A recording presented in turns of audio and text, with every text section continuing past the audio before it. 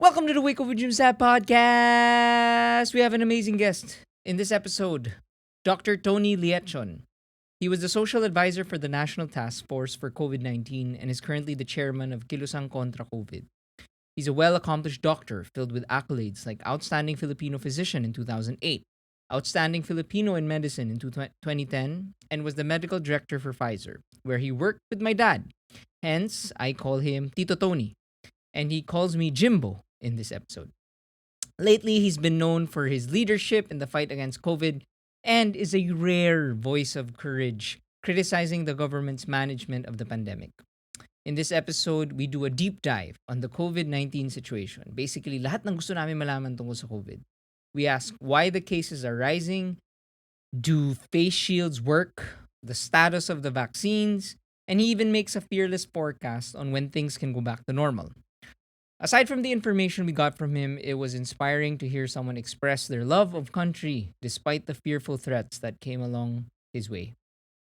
Lastly, we got help from our patrons on jimandsab.com. If you want to join and help us produce these shows, check out the site. Enough of Jimbo, let's get to the show. Wake Up with Jim and Sab is exclusively on Spotify. And if you want to start your own podcast, you can check out anchor.fm.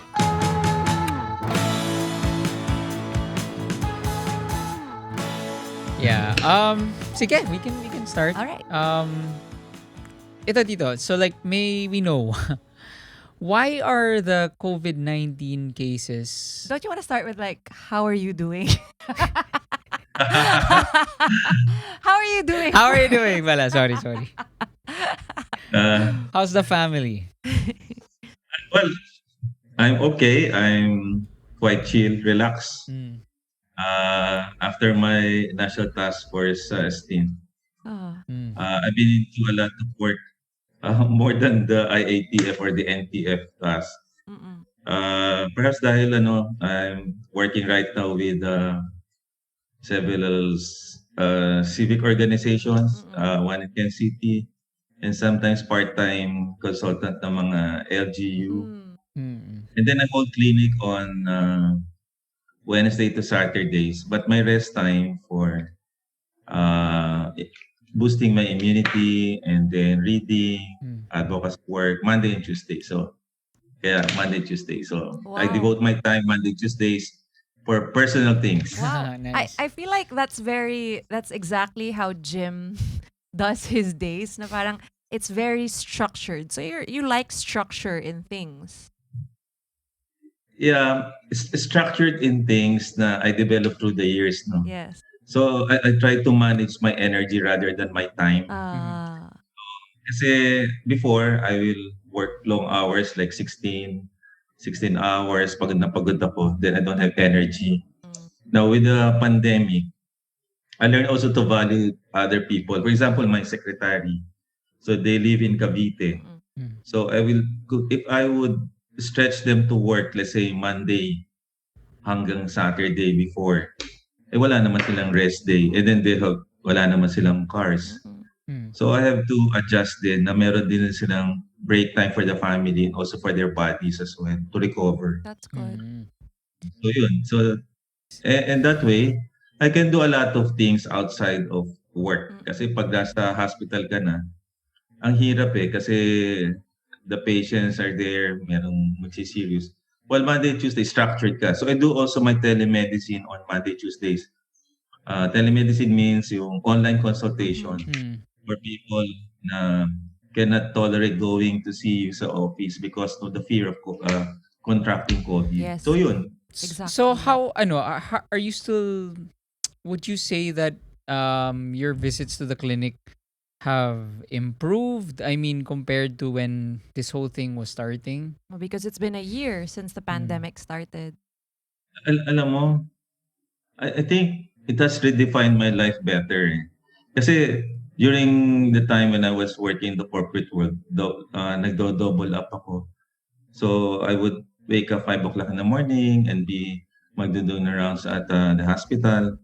And then I'll be at the office at 7 and then till 5. Kasi ganun and then go back to the clinic. Mm. Kapagod. Mm.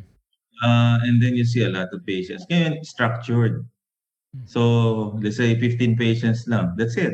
Mm. I will not stress myself trying to work out things kasi alam ko naman na there's a limit to your energy and then people naman will seek you wherever you are, kahit saan. Mm-mm. Kasi ngayon online, pwede ka nilang hanapin, eh. Yes. Mm. So, if I would stay in the clinic, let's say for stretch hours, ang hirap nun kasi I'll be exposed to the COVID. So, may Mm-mm. limit lang ako. Let's say I'm there lang, let's say 11 to 4 and that's it. Mm. Yeah.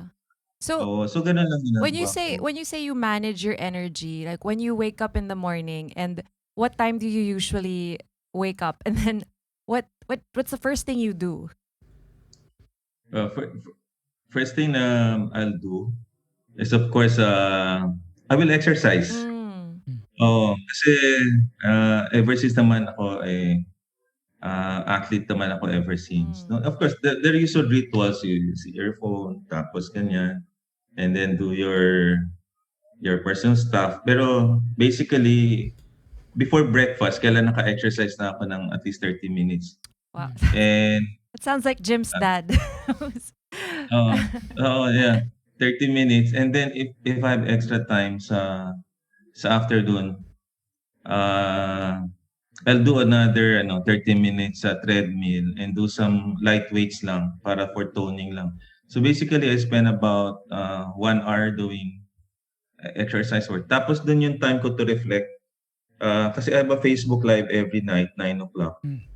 So since the DOH announcement, nangyayari yan 4 o'clock in the afternoon. So I will reflect na on what to say sa 9 o'clock and summarize the thing. So meron na ako mental flow Mm. on what to say and then anong reflections ko while doing it. Tapos may sounds ka and that's it. And then maybe I'll go to the computer na, we'll do some, let's say 10 PowerPoint slides na to guide me in my discussion. So I'm ready. Yeah. Mm. So after dinner, yun na. Wow. So that's my routine work sa Monday, Tuesdays. On weekdays naman, I can follow up naman on Twitter and Facebook naman yon. So more or less, I have a mental flow. Meron ako sa notes ko muna on what to discuss. Pagdating ko ng bahay, I'll just make the slides lang. Madali lang eh. You have to build on lang the slides every day and then put in some new things. Wow, that Mm. you're very good at preparation, no? That can't say that about everyone. and and Ah, especially, especially with what's going on with our country right now, it seems like I think some ano nga eh, some parang, people ay are sorry, I didn't go mean go to cut you ahead. off. Pero I mean, since we're talking about routines, no, parang I think kami ni Sab, parang finally, we kind of got our routine na. And then suddenly now, we heard the news nga na the COVID-19 cases are rising. So just as we thought na, wow, parang nagiging normal na, um, can you, can can we, can you share with us, like what's the latest and yeah. on why the cases are spiking again? Okay. Perhaps I'd like to answer muna yung preparation, Ah, Jimbo, regarding the preparation. Perhaps because of my past. That's a very good question, Sab, yung bakit ako good at mm, preparations. mm, First, yung family ko kasi, my mom and my dad. My dad kasi lawyer siya, former RTC judge. And then my dad, ganun siya eh. I mean, kailangan i-prepare ka niya and i-stretch ka niya. Okay lang naman yun. My mom din, ganun din, teacher. So, from that particular background. And then, med school, kailangan kang maging prepared kasi everyday may quiz eh. mm, But, alam mo, nag-change sa akin is, hindi ko sasabihin sa yung secret, but my mentor in my corporate life. mm. Oo, my mentor Mm. kasi, uh, he would stretch you to the limits of your abilities. Mm. And then pareho rin kami niyan. Kaya pareho ang birthday namin, pareho ang lahat. Mm. So, and the values, the discipline, nadala ko yan. Kaya hindi nagbabago going into the, aside from being a physician na dapat wala kang gray zone, black and white ka lang, and then the values in the corporate world. nadala mo yan and into your life. Kaya lang, na-redefine lang in my sunset years kasi I want to be meaningful right now. Kaya I'm preparing myself so that pag na-meet mo ang great creator, at least wala kang ano, wala kang drop balls. Ika nga, the drop balls very famous na yan. Mm-mm. So I want to be clean and okay in my sunset years. Kaya pine-prepare ko lahat siya. And I don't want to commit mistakes right now, whether emotionally, sa family, and everything.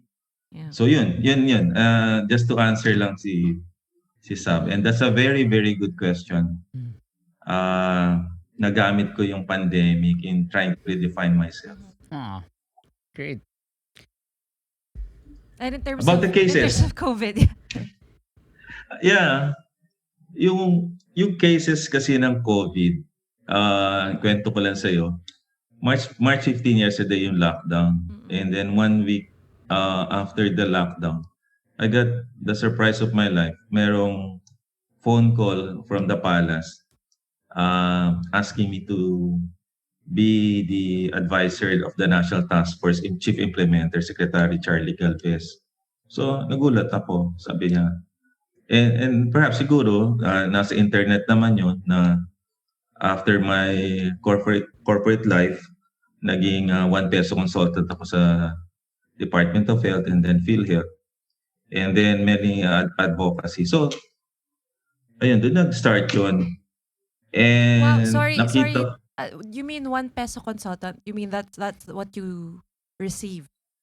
at the Department of Health. So after my Wow. corporate life, the reason why I quit sa corporate world noong 2011, aside from magpi-50 ako, sabi ko, siguro hindi naman ako mag-work all my life kasi ang nangyari no, my younger sister died si Marita. And because of my busy schedule, sabi ko, imagine, namamatayan ka ng relative or your youngest and your sister namatay. So I have to change my life. So parang giving back. Nag-serve ako sa Department of Health for 3 years without any payment. 1 peso consultant. And then I work on several advocacies like yung sin tax law for tobacco and alcohol to increase yung taxes. And then the money generated will go to PhilHealth and the Department of Health. And also reduce the impact on health, the burden on health on the young and the poor. Kasi ang mga naninigarilyo at saka minom basically are yung nandito sa group na yun eh. So, and after that, I was chosen as selected as a independent health director sa PhilHealth. So much of my post corporate life nasa advocacy. Mm. And up to now, ganun pa rin. So I'm happy naman kasi there's something naman na gagawin mo at a higher level. Mm-mm. That's the 1 peso consultant. May utang pang government sa akin kasi hindi pa nila nabayaran yung 1 peso. Wow, sorry, I had no idea, but I'm sorry to hear about your sister. But it's very nice to hear that something amazing has come from that, and you were able to look for a higher purpose because of that. Yeah, kaya ang advocacy sa akin ay personal. Mm-mm. Kaya marami nagsasabi bakit ako passionate, ba't ako relentless. Kasi iniisip ko lang siya lagi na I'm doing this for you. Kasi we grew up together, galing ako Mindoro. And we used to dream a lot. And part of my success kasi kasama ko sa apartment during the time at UST. So yun, and na-feel ko lang na I was not able really to complement yung hard work niya for me. And that's it. Kaya everything is about her. Aw, amazing. Yeah. So, in terms of yun nga, so you did all of these advocacies after your corporate life. Then you were chosen. So tumawag sa inyo, biglang sinabi na, can you help us with the COVID task Yeah. force? Yeah, alam mo amazing din 'yan, eh, kasi itong GCash at the time, Go ahead. Sorry, nag-off lang yung camera. Go ahead. ayan, Yeah, yeah. Okay. itong so there before that, nag-viral pala ako ng one time. Kasi when doctors, were dying at the hospital, Manila doctors, and a lot of my mentors were dying in other hospitals, di ako marunong, mag-Facebook Live and all. So parang meron akong time na nag-rant about the government's way of, addressing the pandemic. Mm. And that is a true GCash yun. That particular senior officer, I think friend ng anak ko si Vanna, and then sabi niya, all the proceeds ito will go to charity, particularly doctors. So it generated parang 1 million Oh, that wow. pesos on that day.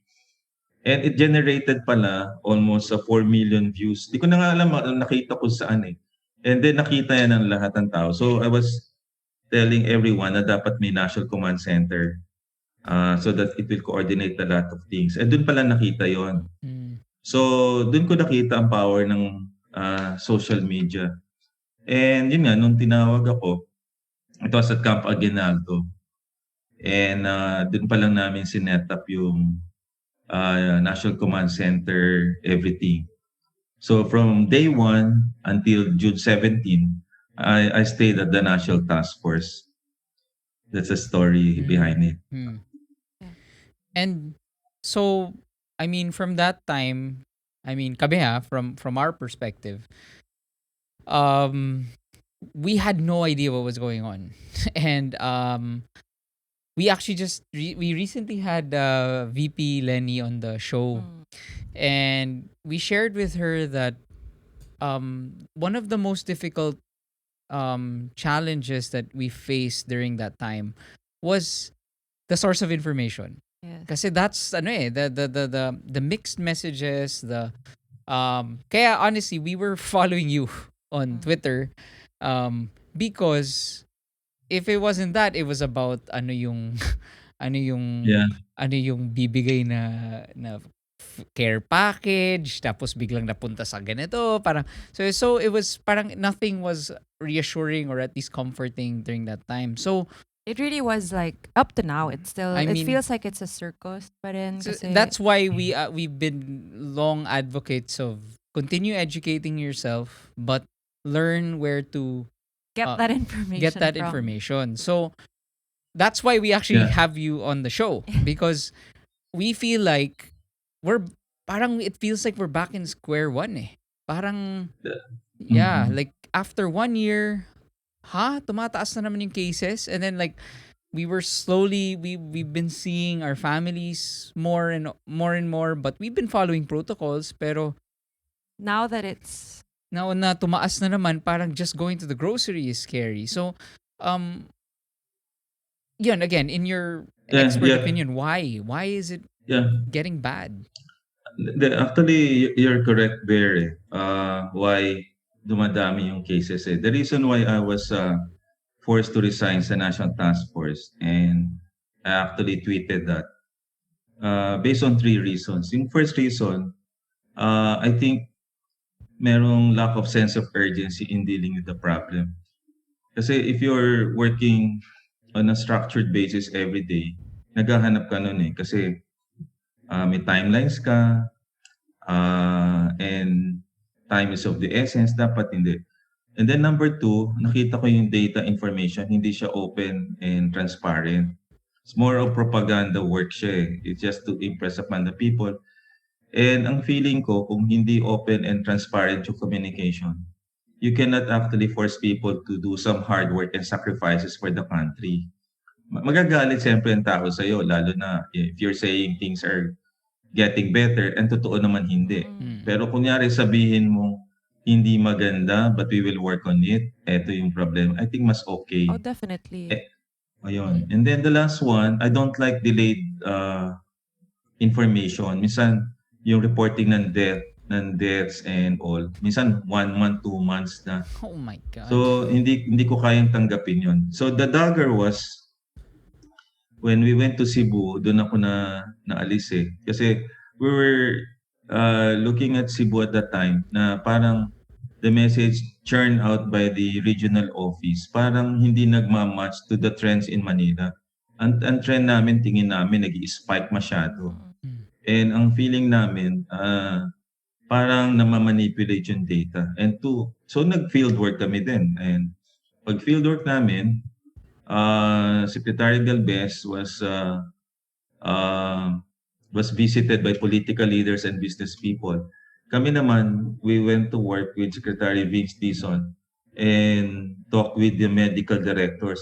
Doon namin nalaman, grabe, puno na pala yung mga hospitals and ang dami nang namamatay. Pero ang data ang pinapakita, hindi gano'n. Oh my So God. basically, ang reason for that is economics pa rin ang nakita ko, to be honest with you. Kasi sometimes yung declaration ng mga quarantine yan may be pushed by economics eh. Kasi siyempre they don't want lockdown or stricter kasi it will affect their business.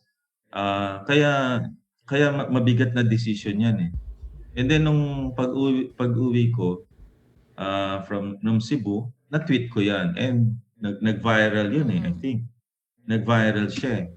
And it was almost close to Father's Day na nakita ko. So, after that, totoo pala yung sinabi ko kasi after that, dumating ngayon ang the national force. If you remember, General Simato nga took over si Cebu. And then may tanks pa nga doon eh Mm. para ayusin. And then they were on ECQ, imagine for 1 month. Mm. Mm. And then doon lang bumaba ang kaso. So, in a way, parang vindicated ka na nakita mo yun. But of course, you earn a lot of enemies coming from the government by telling the truth. Mm. Eh, ganun talaga eh. Yun ang totoo nun eh. Yun nga eh, ako, I wonder how, especially you have a family and ano, how are you, how do you deal with that? Kasi I'm sure you have powerful enemies and are you scared at all or are you not scared? There was a time, I'm beyond fear already. Mm. Na-recognize siya ng family ko and it was Father's Day na naging magka-close kami. And then, I think my daughter posted that na parang sa kanila okay na eh. And I'm also resigned to that fact eh. If I had to do one particular service to the country is to tell the truth Mm. and then put in the information to add value. And as long as I'm respectful, I'm not afraid. Kasi ano eh, I feel it's rewarding and inspiring. And in one way or another, people will come and go. Eh. But if you go for a higher purpose and sense of purpose or higher goal, okay lang yan. Eh, ang daming ng less meaningful deaths eh. I mean, just to be very blunt about it. Mm. And okay lang sa akin yan. I pray every day. And kung yun talaga siya. But to me, nawala rin yung fear mo by telling the truth eh. Mm. Kasi people will surround you with friends and ngayon ko nakita na people will go to you because of things na sinasabi mo by not telling lies and all.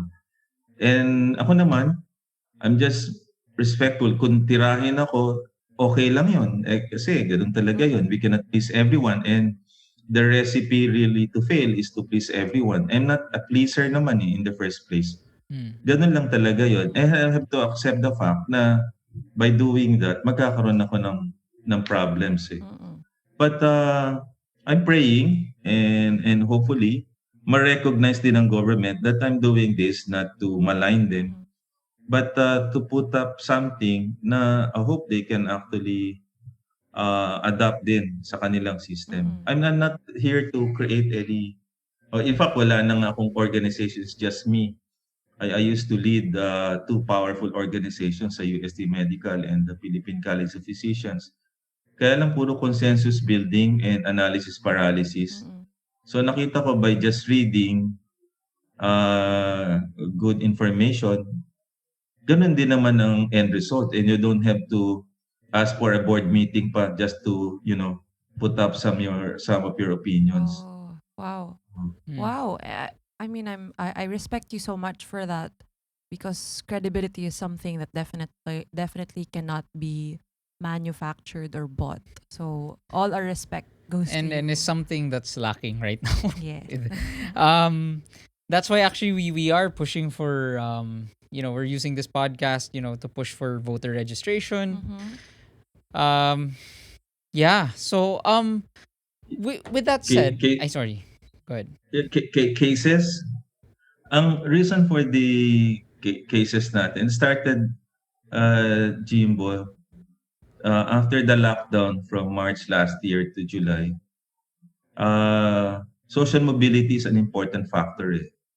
And that was the reason behind the surge sa July and August. And umabot siya ng 7,000. And that was a time na tire out yung medical community and they asked for a timeout. Mm. But they were reprimanded by, if you remember. But that actually resulted in a stricter quarantine classification from GCQ to MECQ. They actually uh, requested for yung ECQ pero nag-grant sila MCQ. But that's why nag-grant. And then I also called for voluntary ECQ. Mm. Ibig sabihin, yung mental attitude mo para ka naka-ECQ kahit hindi. Mm-mm. Mm. So parang ganon. Nagkaroon siya ng effect hanggang even during the typhoon season and holiday season, hindi siya masyadong tumaas. And I was surprised during the Nazareno na 400,000 people were out in the streets. And then nag-Chinese New Year and then Valentine's Day, medyo flat pa. Mm. Mm. So parang ganun siya. You have 4 months na lockdown, and then you had the peak in July, August, then a downward trend, and then Christmas, January. And then March 1, the economic managers of the IATF requested for an MGCQ. Ako naman nag-post doon, no, it's not time. Kasi meron akong parameters eh. At that time, we were hovering sa 2,000 cases. Mm-hmm. Mm. Yung reproduction number natin, ang ibig sabihin nun dapat less than 1. Pag more than 1, that it is increased transmission and increased contagiousness. Number 3, your positivity rate, ibig sabihin out of 100, dapat less than 5% based on the World Health Organization benchmark. Sabi ko mataas, nasa mga 8%. Mm-hmm. And then meron tayong variants na hindi pinapansin nila. Yung coming from UK, yung B117, and then nagkaroon ng South African. Sabi ko, medyo tagilid tayo doon. And then the last one, limited yung vaccine supply. So paano mo siya mag-o-open ka ng economy? So the premature reopening, they even ask for opening of the cinemas and the arcades at the time na mataas ang cases. Buti na lang the president listened to some opinions, including mine. Marami yun eh, wag muna. Imagine after 4 days, 3,000 na, and then yesterday 5,404. So ang real reasons, Jim and Sab, for the increased number of cases, nag-premature opening tayo. Mm-mm. We set up the people to fail. Ano nangyari? Sorry Mm. we keep on blaming the people for hindi sila nag-respond, nag-adhere to the health protocols, sa minimum health standards. Pero for almost 1 year, grabe ang discipline ng tao. Mm-mm. Kaya lang, hindi natin sila binigyan ng, let's say, free mask. And then, ang gusto mo is a closed door open rather than maximizing open spaces. Let's say, mag-alfresco restaurants ka, you open. Let's say, rather than closed gym, you open siguro some areas where people can jog and all. So, ang reason why we fail, the first one is the lack of credible information, and education is key. Number 2, ang tawag ko doon, ineptitude. People have knowledge but they fail to comply correctly. Mm-mm. And ang problema, the people at the highest post natin sa government, sila ang pasaway. Mm. Like General De Bold, Mm-mm. uh, the Manyanita thing, and then the Oriental Mindoro fiasco, and then the spokesperson twice sa Subic, and then, so, yung moral ascendancy mo to lead nawawala. Kasi if you're demanding so much from the people, dapat you should lead by example. Kaya nagfe-fail tayong ganyan. And then, Exactly. ang sinasabi natin ngayon sa mga tao, all these years naman, all these months naman, nagfa-follow kami tapos kami i-blame. Mm, Mali yun eh. mm. Hindi na-analyze, wala nakapag-reflect na na-set up tayo to fail. Super. And then, hindi natin na-address to kaagad. Kaya ngayon, we're up here 5,400. Hindi natin alam kung anong gagawin ng government in the next few days. So that's the reason behind the increasing number of cases. And ang pinaka-importante yan, Jim and Sab, yung July and August peak was secondary to social mobility. That's it. Ngayon, ang daming factors na included. And mainly because of the presence of 4 variants, yung UK, South Africa, Brazil, and the Philippine variant. Mm-mm. Yan ang nag-i-increase ang transmission natin ngayon. And then, persado tayo na to open the economy because of the inflation rate natin at saka economic depression. So, wala tayong magawa right now to grant a stricter quarantine classification because persado tayo. So, Doc, I just think to executive can I just ask about Social the mobility. the variants? Oo nga eh. Is it so apat 'yun 'di ba na bago na strains? So it means itong mga to easier to contract but not as deadly as the original one. Is that correct? Am I correct in understanding that? They have different attributes eh. Mm. Yung original nating strain, yung Wuhan strain, Mm-mm.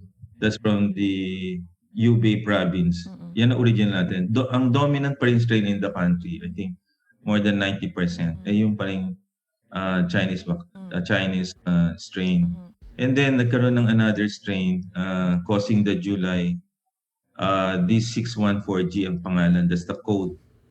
And then September of last year, nagkaroon sa United Kingdom, 62% yung to 70 to 80% yung transmissibility. Ibig sabihin, it may be not less lethal, but definitely increased transmission. But when you attack people who are vulnerable, Mm-mm. then magiging lethal din siya kasi it will attack people who are weaker, High risk. Oo. high risk. In South Africa naman, ang problem niyan is it would lessen the effectivity of one vaccine, yung AstraZeneca. That's why they changed it to yung Johnson and Johnson. So, problema natin, most of na order natin, yung AstraZeneca. In fact, ako na-inject na ako first dose ko last week of AstraZeneca. So, we don't want the South African variant to become dominant here kasi it will lessen the effectivity. Pero kokonti pa lang naman. And huli, yung Brazil, doon ako natatakot. Though there's one Brazilian variant na nakita coming from an OFW. Ito ang lethal kasi in Brazil, almost 2,000 deaths per day. Oh, Oh my God. And this one is really deadly. Yung P3, the Philippine variant, medyo marami pang unknowns and they're studying right now. Pero ang nakadiagnose pa nga Japanese nung variant na yan. And then we went to work and doon nakita na there are 98 cases na pala ng variant na yan. Philippine-made ika nga. Oh. Wow. Oh my God. So that's the thing. Yung variant adds fire, no? Yes. It adds to the level. Kumbaga mas madali mag-multiply yung virus because of the variants right now. Madaling araw. Pero, bakit ang hirap? Ay, Di lahat ng oras may time ako. I know. Pwedeng magpahinga. Yung mga reaction. Oh, Diyos ko! Ano ba naman ito? Pare ko naman. Diba? Punta ka sa Tangina. linyalinya.ph. Labo. Go to linyalinya.ph. We have a bunch of new shirts. Use the promo code Jim and Saab. Thank you for supporting. Now back to the show. Actually, I have a theory na do you think, because, I mean, let's be honest, diba? I think at the start of the pandemic, basically the admin strategy was just to wait for the vaccine. That's it, right? So I feel like that was super communicated from the very start. So once the vaccines arrived here and the news spread na, oh, the vaccines are here, I feel like people just got so comfortable to leave their safe zones. Na parang, oh, may vaccine na pala eh. Okay. So, well, that's my theory na parang, I think it was Eh, definitely a lack of educating the people on how the vaccines actually work and what to do. And actually, even the educating the people not to be afraid of the vaccines, diba? Kasi a lot of damage was done about parang using vaccines as a way of, Basically, it was politicized. yeah, Um, as a weapon. yeah. Ako naman, ang question ko is, so let's say with these new strains, no? I sorry, not even about the strains, but more on the behavior of the people. Parang I didn't know that there was that the non-compliance was a problem. yeah, Is it really a big yun kasi I thought like I think that was one of the things that I was like hopeful for, the fact that our country is such a subservient, race compared to all the other countries in the world. I mean, like, and even ako, like, just look, I mean, the rare times I do go out, people are wearing masks, face shields. yeah. But Sa sa akin go ahead. sa akin, just to answer for Sab and then your, alam mo yung magugulat ang tao pagka napanood tayo nito. Alam niyo New Zealand hindi pa sila vaccinated. They ordered Pfizer pa lang. And yet they're the number one country in the world. Hmm.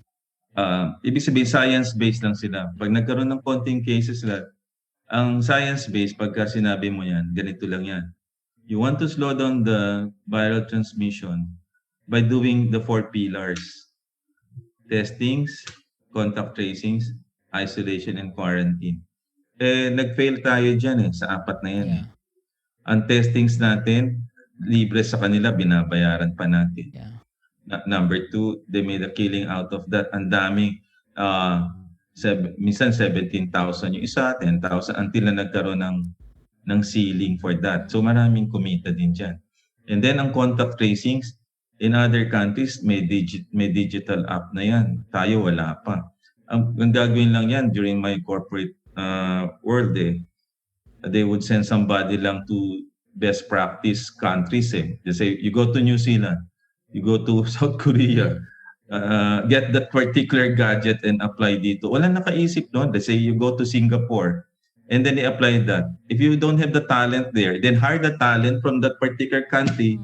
Gawin natin dito yan. And hanggang ngayon, na-accept nila, wala pa tayong contact tracings. And then isolation. Hindi natin na perfect yung science. So gusto ko lang sabihin, yung New Zealand, even without vaccination, they're controlled. Yan ang gusto kong sabihin. Ngayon, tama rin si Sab. Akala nila, nagkaroon ng euphoria, akala nila yung vaccine sustain. Those were konti lang yon, 600,000 donation from China, yung Sinovac, and the COVAX WHO, 525,000. But after that, wala na yan. And that's for the healthcare workers only, and not for the constituents. Kaya nagkaroon ng parang euphoria na fake. And then after that, wala na, di ba? Tumaas pa yung cases despite akala nila may vaksina. And then you're right, Jimbo. I don't believe na non-compliant ang Pilipino. Kasi at this point in our lives, we don't want to complicate matters. In fact, mas maingat tayo right now. We value right now our health. Kasi pag nagkasakit tayo, wala tayong ang daming Pilipino walang pambayad. You know how much is hospitalization? More than 1 million hospital ka with COVID kung pneumonia ka. So, bakit hindi ka naman magmamas? Ang sinisisi natin, again, that's wrong diagnosis. Pag sinisi natin ng taong bayan na nagko-comply, talaga nagagalit kasi hindi mo na nahihit ngayon, they will go na naman, the PNP and the military will go now after the violators. Ilan naman ang violators? Ang violators naman ay usually yung because they cannot afford to buy mask or the face shield. Pero titingnan mo, all over the place, lahat halos nakikita ko. Tsaka grabe Doc, yung isa na nag-viral rin just last week, yung kinuha nila yung mga hindi naka-mask tapos nilagay nila sa isang bus. Bus? What Yeah. what is that thinking? Hindi pa dapat violation yun nung nung police? Kasi Kaya nga most of their moves are it's so counterintuitive. strange. Strange talaga. Kaya nagagalit lalo yung mga tao kasi nagiging punitive ang approach nila at nagiging more militaristic yung Mm. or rather than health ang gawing approach. I think that's the failure, no? Mm. And I cannot naman say na hindi naman in fairness to the generals, I love them. Ang kulang lang sa generals is support from the medical sector kasi hindi naman nila in-invite sila. Hindi katulad during the time of the last administration. Meron kaming coalition of stakeholders and may bosses talaga ang medical community Mm. and may vote din sila. So we were, let's say, the coalition of syntax champions, may boses yon. And then you meet also with the cabinet members kung ito yung boto namin, we're one vote din.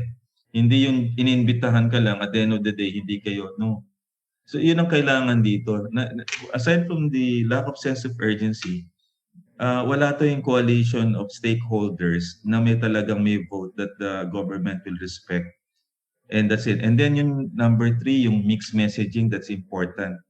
And then the vision is very important as well. Yun yung question dyan. I think the non-compliance, with due respect to the Department of Health, I think that's not the diagnosis at this point in time. Okay. Ako, Tito, I have a question. So this is more like personal. So for example, if we follow the protocols, let's say I wear a face mask, I do social distancing, I wear a face shield, all these things. The how kumbaga I already was at a point na okay, I have confidence in this and I won't get the virus. But you hear stories pa rin of, 'di ba? Like parang yung horror stories nga ng mga nasa Viber na we disinfect everything, ganyan, but we still got Naka-mask, it. we don't go out, but Yeah. then Ano ba talaga yung kumbaga should we feel confident is having a face mask when you go out when you go in a public area and a face shield, is that enough? Okay, good question. May science-based pa rin. Alam mo, 1 year na ako. I naka-ride ako ng C-130 airplanes and all over the Philippines. Siguro, I had about 10 flights all over the Philippines. I go to work sa hospital, one of the most dangerous places. Wala, nakailan ako, hindi. Consistent ka lang kasi may science behind that. Is in the Lancet, June of 2020. Ang face mask ay 62% can reduce COVID transmission. Okay. And then ang face shield, 77%. But you know what? Ang pinaka-powerful sa lahat is actually physical distancing, above 90%. And then when you increase that to 2 meters, nagiging 95%. Pag 3 meters, 96%. Pero wala siyang perfect one Parang sa Swiss cheese, may butas lahat siya. So its intervention will actually be effective. When you combine the three, 99% hindi ka mahahawa. Okay. Magical. Magical. So kung naka-face mask ka lang, 67%. Okay. Right. Tapos face shield, 78. Yung dalawang yun will become 92%. Pero pag nag-distance, 1 meter distance ka, abot ka na 98 to 99%. So hindi ka mahahawa. Plus your alcohol. Yeah. So consistent ka lang. And then pagdating mo ng bahay, you take a bath. And then kahit sa bahay, because ako lumalabas, ako exposed to the elements at hindi ko gusto mahawahan sila. Nagmamas ako when I engage with my kids and everybody. And then pagka more than 48 hours na, let's say Sunday, hindi na, okay na ako. But when we're in a close area, kunyari magne-Netflix kami in one room, nakamas ako. Nakamas ako kasi ako yung pupunta sa hospital and they're here lang lagi. So it's unfair for them na kung lumalabas, hindi ako mag-iingat. Mm-mm. And by doing that, doon mo pinakikita ang love mo rin kasi ayaw mo si Yeah. Yeah. magkasakit eh. So that's my practice, and being consistent is important eh.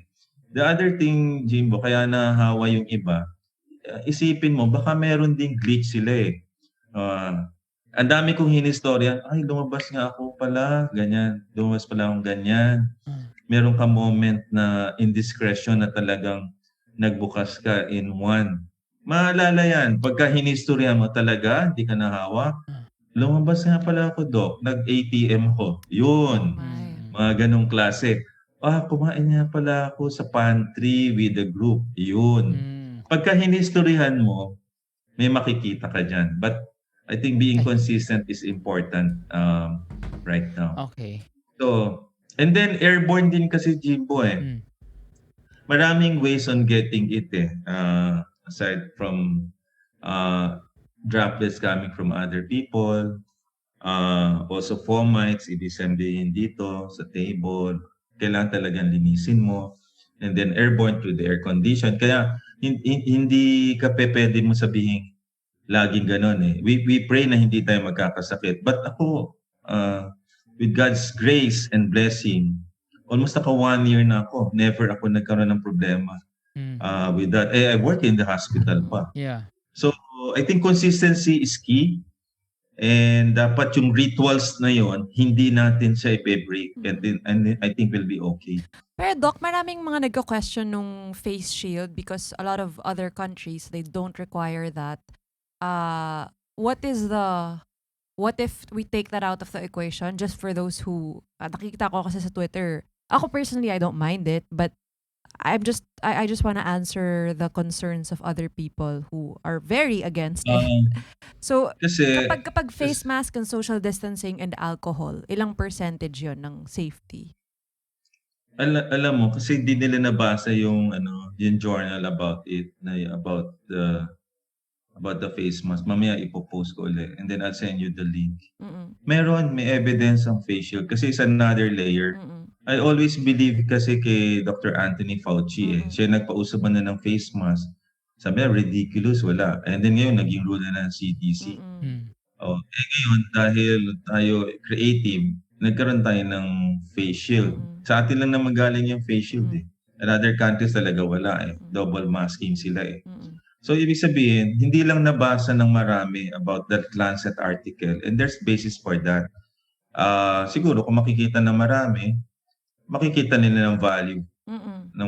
It's another layer of protection eh. And the more layers, I think the more protection for all of us. Mm-mm.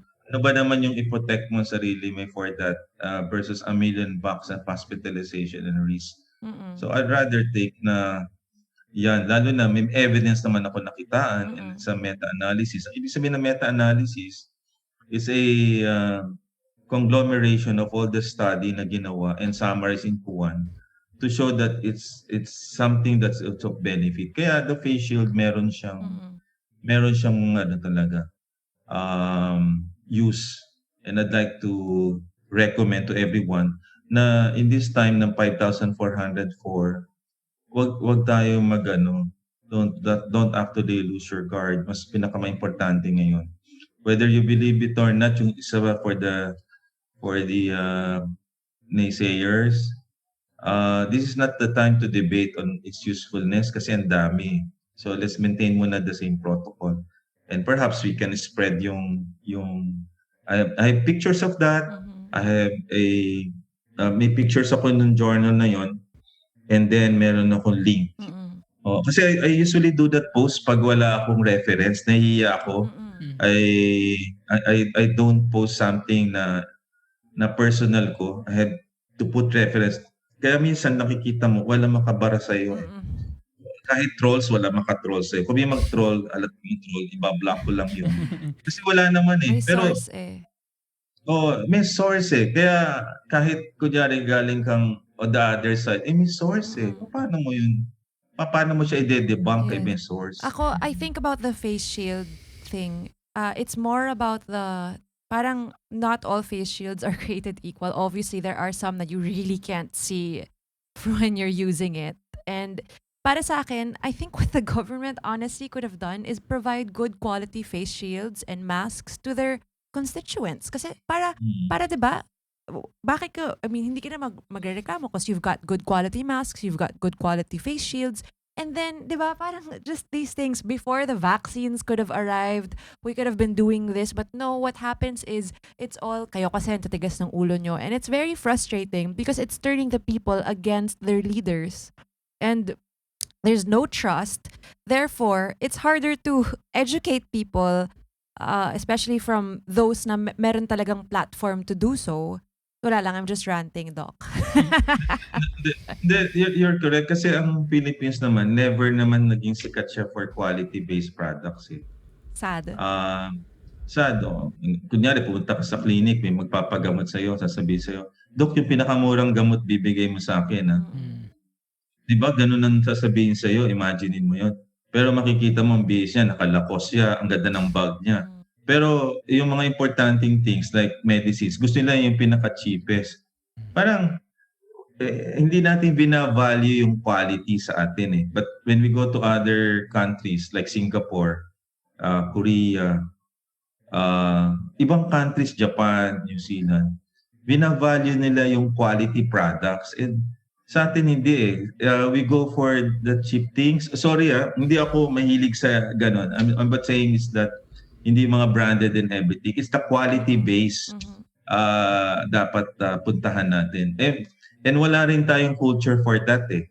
And I think the regulatory agency dapat hinandle nila yan, eh. Yung from the masking Mhm. and from the face shield, dapat hinandle nila. Kaya hindi sana nag-proliferate sa market yung mga ganong klase Mhm. na products, eh. Yes, exactly. Ako naman, I just want to go back quickly dun sa you mentioned na 48 hours. Yung sabi mo na you you spend 48 hours naka-mask at home, but after that you can be You're maskless na more with your relaxed. children. Why Oh, is that? kasi ang virus kasi in the first 5 days kung magkakasakit ka, dun ka magkakaroon ng symptoms. So inobserbahan ko in the first 2 days, kung viral kasi mabilis lang yan, 2 or 3 days, Mm. alam mo may flu ka na, eh. Hmm. So pagka naka 48 hours ako, wala akong ubo, wala akong ano, I feel relaxed na. Kasi ganyan kabilis ang virus, eh. Hmm. I i may symptoms ka na in 1 day or 2 days, eh, Mm. kung meron, eh. So kung 48 hours wala ako, I'm okay. Ah. Yan, yan. Oo, kaya medyo relax ako ng konti. Pero gano'n pa rin pagka nakikita kong masyadong maraming tao may dumating kunyari my eldest son si Micah nasa probinsya, Mm. galing sa Mindoro. Mm. Hmm. Ako nagma-mask ako kasi hindi ko rin naman alam kung sinong, Mm. kasama niya. So I protect myself din, Mm. Yeah. gano'n din ang wife ko. So gano'n lang, you have to have that kind of, mental attitude na whenever different people or people na kasama mo tapos out of routine lumabas sila, then you have to protect yourself. Mhm. Kasi baka magkasakit ang mga anak natin, magkasakit yung iba, ang hirap yata ma-hospital. Yes. Yeah. Actually, yung the one of the most confusing things in this whole thing has been timing. Mm. When we encountered last year, parang there was a PUI with one of our household help. Anyway, parang it took us so parang there was we had to research on our own, so we learned pretty much on our own all these Incubation things like period.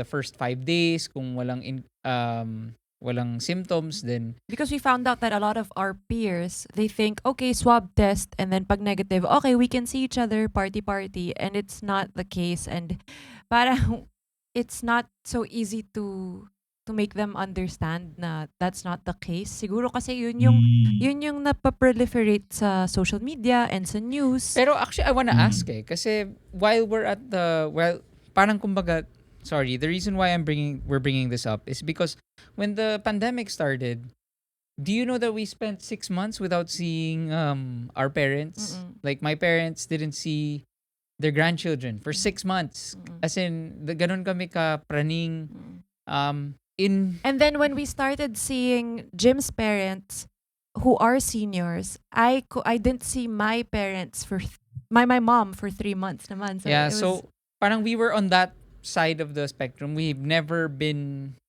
This Um, cautious yes. about So, anything. nandun kami. Pero, and then for example, let's say the one time that we got together for a shoot, we did testing and all these things. So, Quarantine and testing. yeah.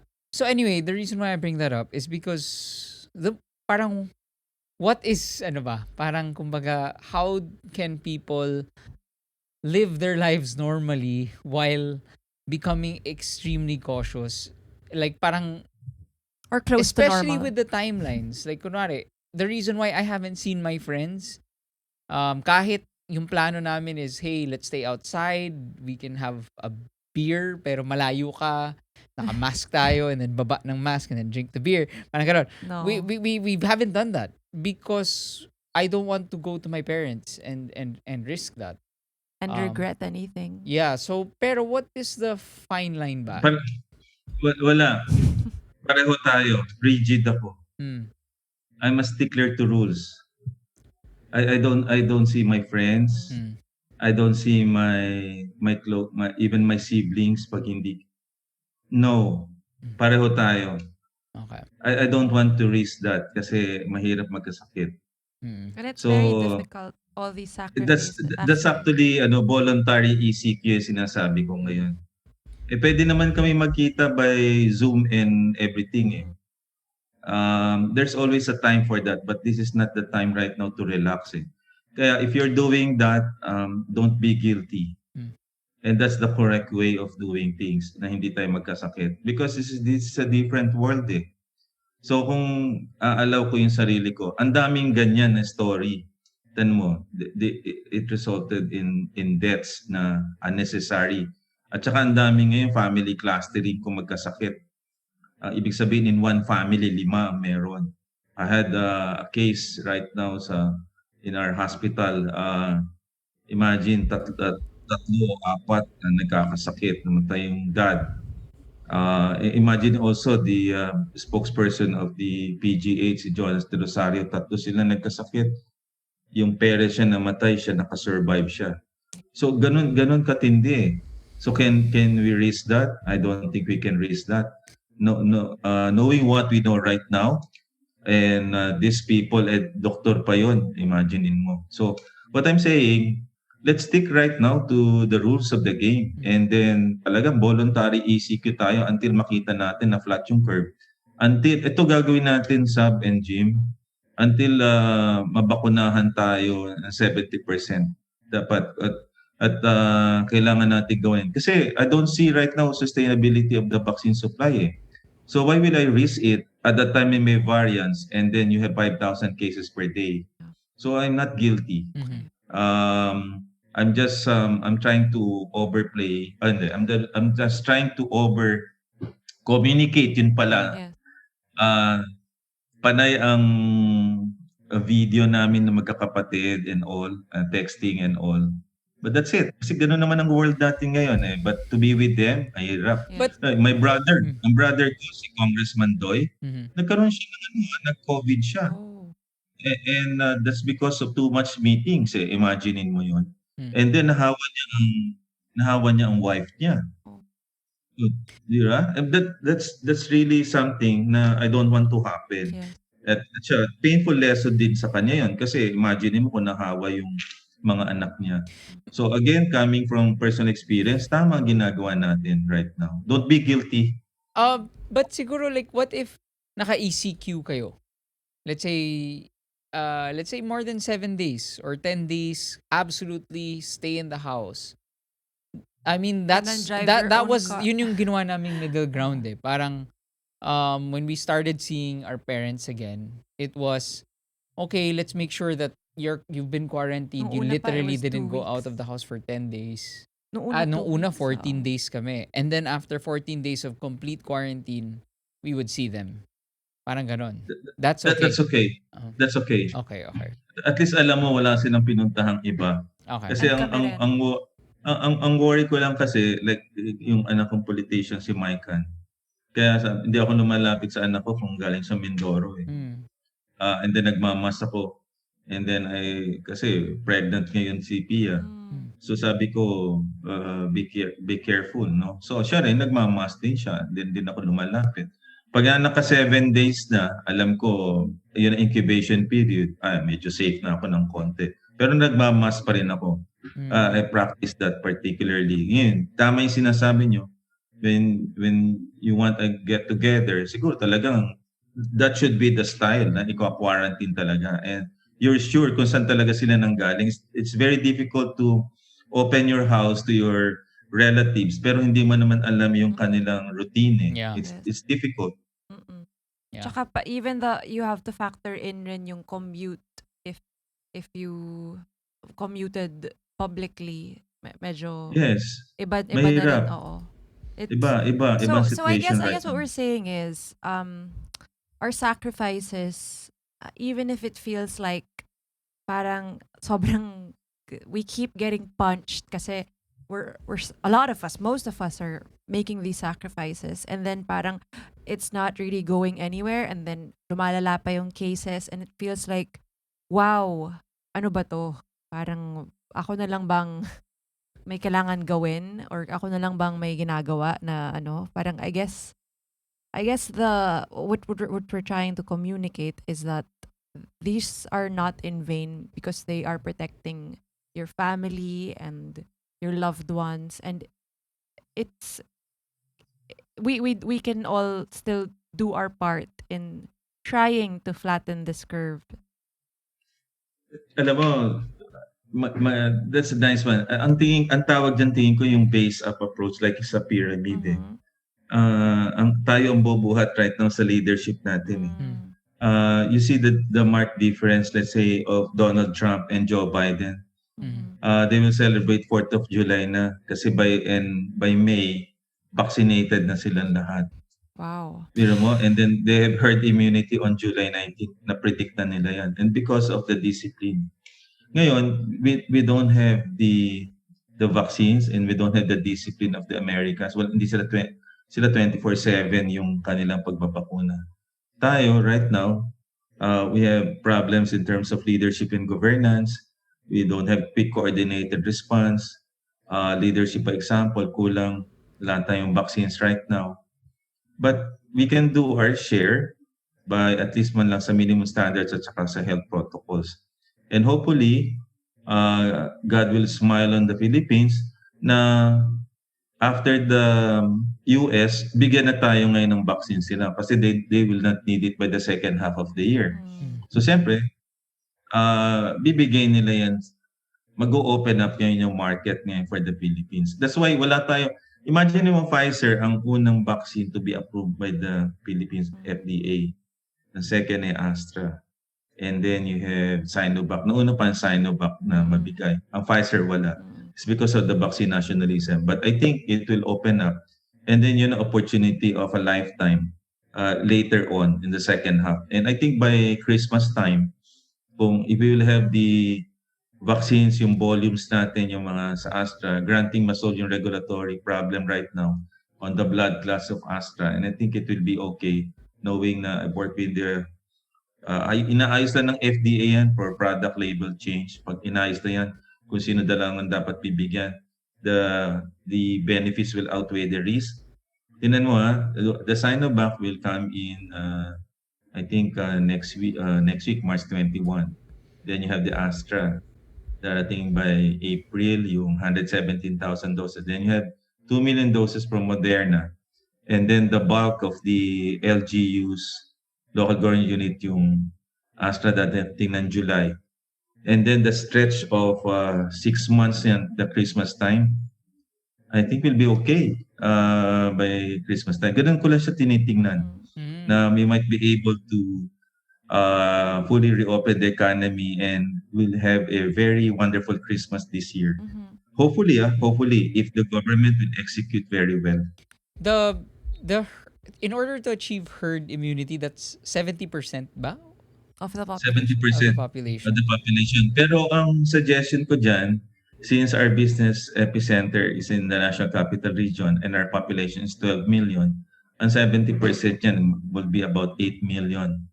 So dapat i-concentrate natin in that area so that yung airports natin and the academic institutions will open. Kasi archipelago tayo eh. Mm. Ang nangyayari sa style natin, dito naman suggestion ko kung makikinig sila, nagiging vaccine politics eh. They will go, let's say, to Iloilo, they will go to Cebu. Hindi mo naman ma-achieve ang herd immunity no, that 70% eh. Mm. So you focus na lang all your stocks in the NCR region, get 70% of that population. I think 13 million, 9 million yun.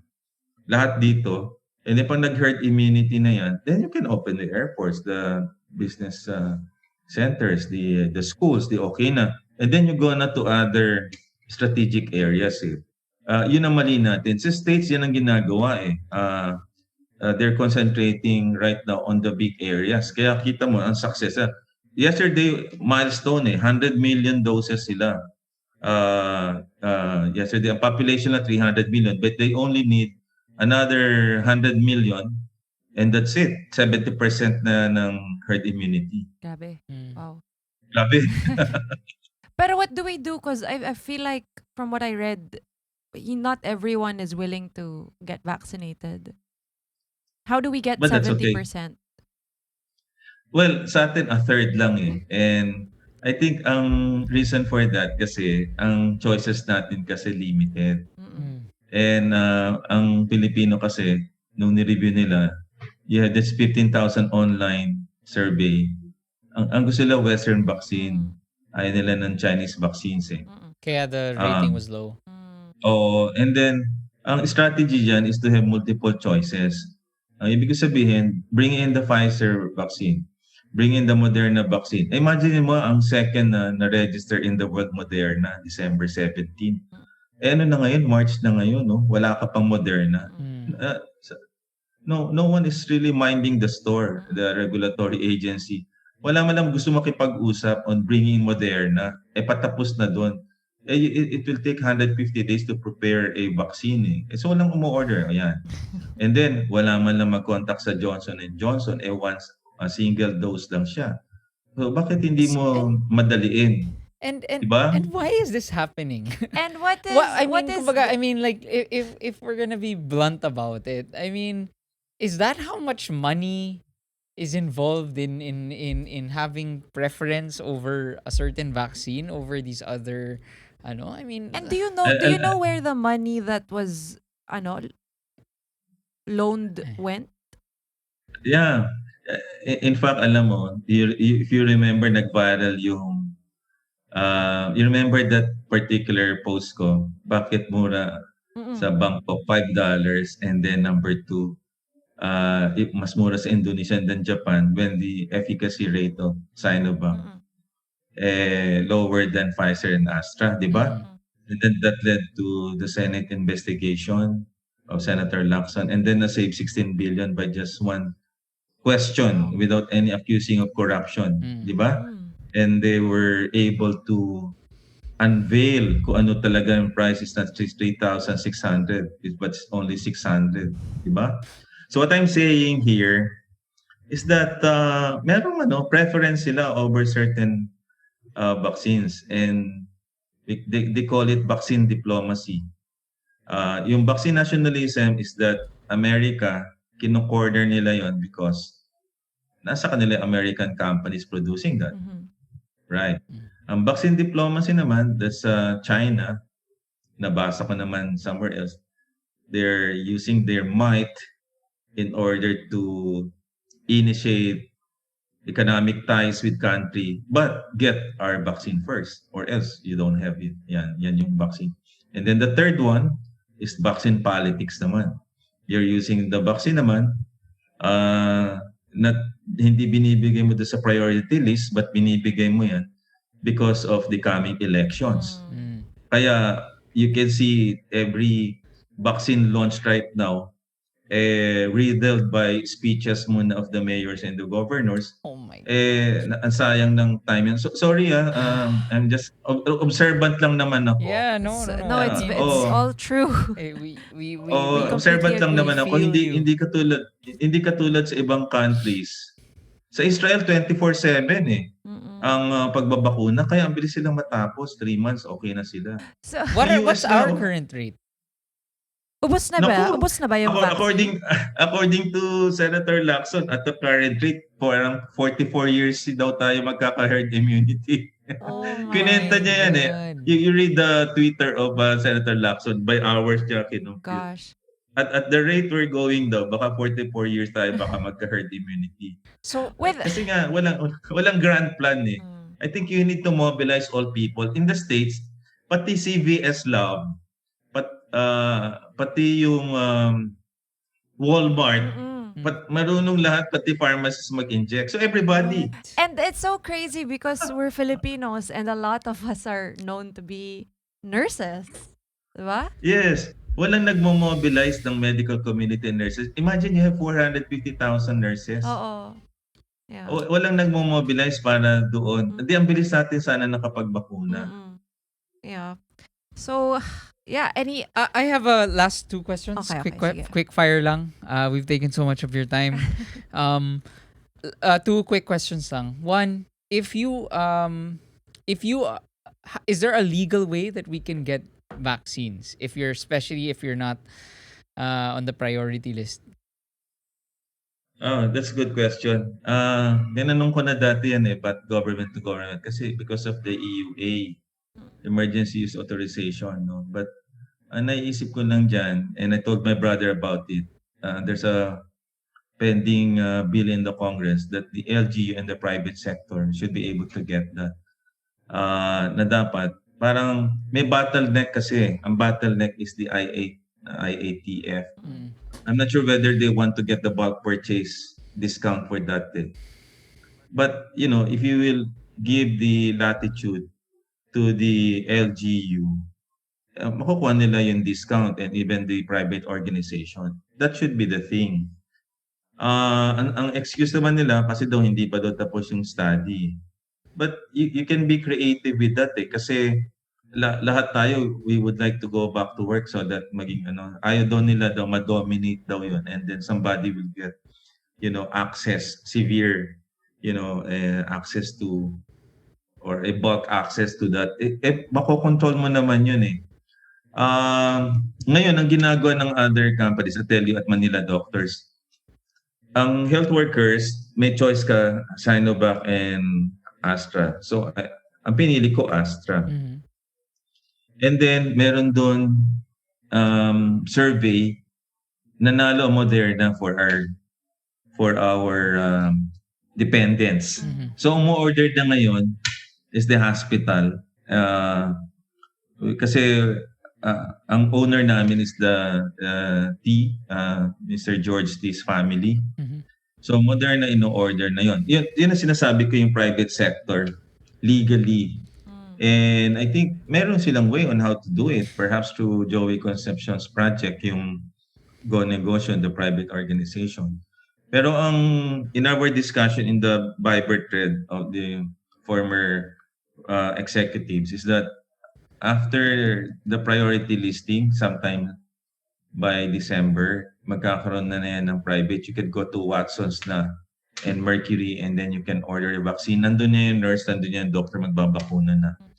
But at this point lahat, ang hirap is all through the government, LGU, and big corporations right now. And you have to reserve. Yun ang mangyayari. Individually, it will take siguro next year pa na you can go to Mercury and then you have 500 pesos, pwede ka na magpa-inject. But at this point in time, it's through the government, Jim. Oh, that's horrible news. But yeah, okay. Wait, sorry, thank you I for don't think clarifying. last question Yeah. sorry. The last two. What That's okay. That's okay. what did you think happened to I really want to know lang because I know that we borrowed a lot of money, diba? We are very much in debt to help solve this pandemic. What are your thoughts on, very quickly lang, what happened to the money? What do you know? Do you know anything? Well, our country kasi lacks accountability. Dapat all the money natin, alam mo yung from the World Bank and Asian Development Bank, dami natin. And then even the budget allocation, 84 billion for vaccines. Dapat all accounted for yan eh. And up to now, what we are receiving ay donations pa lang eh. So we have not spent actually. Exactly. So, We have not spent. The vaccines are donations coming from China and the COVAX.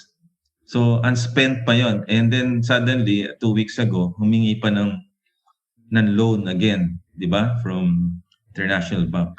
And it's difficult, but ganun yung scenario. So I think we must actually hold our government officials accountable for those money. Kasi wala naman vaccines pa tayo nakikita at this point in time. what can we do concretely aside from tweeting? What do you think we can do as private citizens to hold the government accountable for this? Alam mo, you have a large following eh. Minsan tinatag ko yung matapang ng mga senador eh. Kukunti lang naman yan. Senator Ping Lacson is the one very and pag nagpa-imbestiga yan, okay yan. Marami naman sila na magagaling. But if I want to push something, I usually tag persons na may influence din. Personally, mga journalists like sila Karen David, marami na influential. At kita mo magva-viral siya kasi hinahanap mo eh. But ako iniisip ko rin yan. Minsan na-frustrate ka. Ang hirap ngayong mag-rant lang kasi everybody's suffering, particularly on how to control the 5,400 right now. And then mahirap.